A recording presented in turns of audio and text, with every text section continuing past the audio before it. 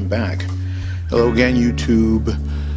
I'm back again with a review of my Orient Star Retrograde. This watch is one that I purchased about 2 weeks ago now.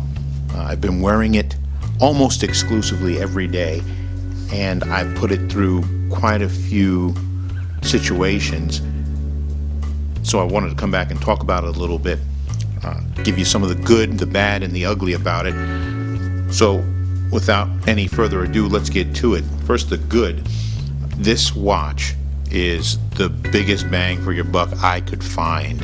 I don't think you can find a watch at this price range with all the goodies that come on this watch, that being the sapphire crystal, which, by the way, I banged around quite a bit. It actually made it over to the gym one day with me because I forgot to put on my workout watch, so it saw the weight room and did just fine. I did not get it wet, maybe a little sweaty, but the watch has never seen water or a shower, even though it boasts some pretty good water resistance.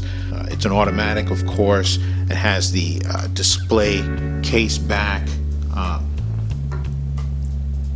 which I'm sure I had shown on my last video of the unboxing, but it's still a very nice feature to find on a watch at this price point. So, like I say, the bang for the buck is there, no doubt about it. You can see it in other videos. What I really want to talk about now is the bad sides of the watch, and there are a few things that are a little bit concerning to me. First of all, it has a relatively small watch face. I think it's 39 millimeters. Harkens back to the old days of smaller watches. It's just not fashionable nowadays to have a watch of that size on the wrist. But in truth, I did want a smaller watch. I wanted to wear this as a dress watch, which I think it does hold up nicely as. So that's the first thing that bothers me. The other thing is the numbers on the face of the dial are very small. So when you're reading, say, the date,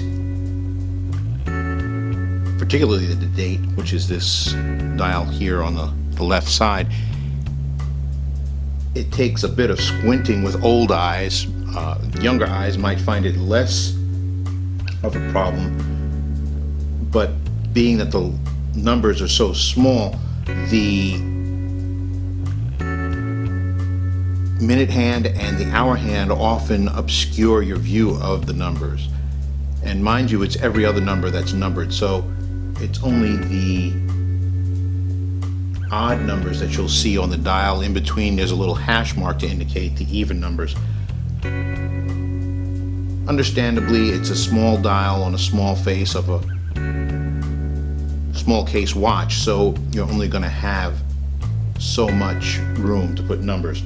But it does become a bit of a problem. Sometimes I find myself squinting to see what the date is.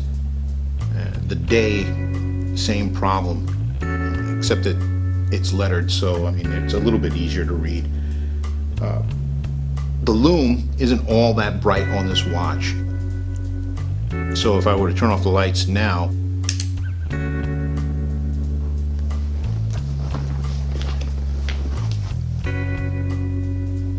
see the Loom doesn't even show, or barely shows, in this low light situation.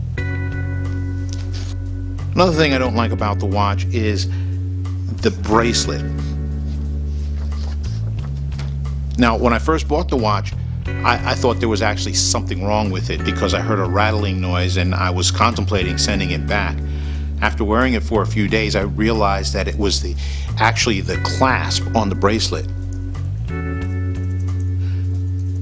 Not sure if you can hear that. I'll bring it closer to the microphone.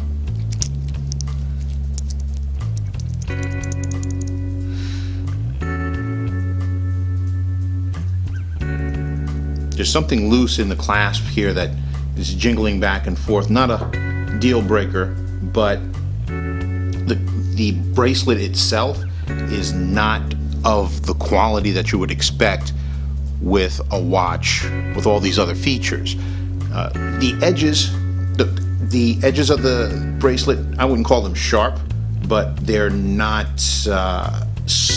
exactly smooth. They're not going to cut you, but I would have expected a nicer bracelet considering all the other features. The bracelet is somewhat light also, which may or may not be to your liking. One more thing I'd like to mention about the watch is that if you're that kind of guy that's looking for name recognition, you're going to have to look someplace else, because this watch just doesn't have it. No one's heard of the Orient Star except for those who are in the watch aficionado community. I can't tell you how many times I've shown this watch off while I'm out to say, hey, look at my new watch, and the person would ask, oh, what kind of watch is that? It looks nice. I would reply, of course, it's an Orient Star Retrograde, and invariably they would say, what is that? Mainly because no one's ever heard of it. So, I mean, it doesn't bother me particularly, but it might bother some because you're into that kind of thing. And if you are, then you're probably not much of a collector so much as a, I don't know what you'd want to call it, show off, whatever.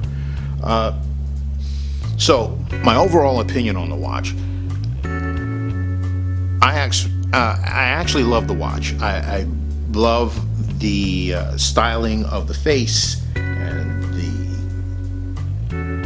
sapphire crystal. All the bells and whistles on the watch, with the exception of the clasp, are top-notch. If you're thinking about the watch, don't hesitate to buy one. I think you're getting a great value on this watch.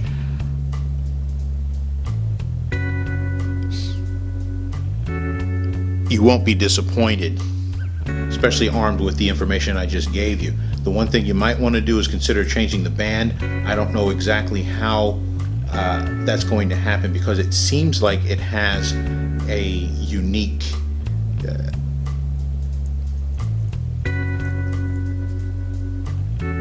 kind of pin system right in here. I can take the pin out and see if this whole assembly comes apart. I don't know if you can see it in here, but it seems like it's specially made for this particular band. Hopefully I can change the band and get something a little bit more suitable. Maybe even something on leather. But I think it does the job as far as being a dress watch. So that's it. Go ahead and get yourself one, put it in your collection, and show it off to your friends, and you can actually give them some information on what makes a good watch while you're explaining exactly what an Orient Star is. Thanks for watching the video. Don't forget to like and subscribe, and we'll see you next time.